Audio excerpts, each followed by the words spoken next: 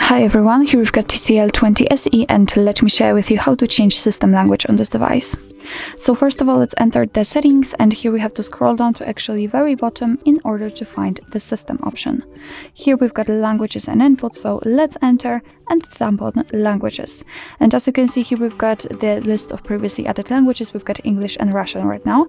In order to add another language, just tap on add a language, and here you've been transferred to the full list of all available languages from which we can choose. So all you have to do is simply find the language you would like to set and tap on it. So let me pick this one.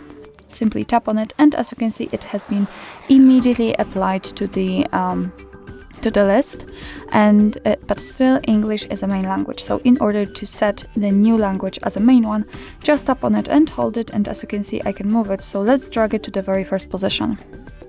And as you can see, it immediately changes. So from now on, all the system and the whole menu will be in the chosen language. Let me show it to you again. Let's tap on the one you would like to set, in my case English, and drag it on the very first position.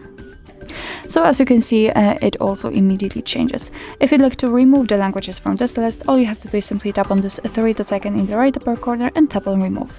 Now you can mark the languages you would like to delete and tap on the trash bin icon. Tap on remove, and as you can see, we've got only English left.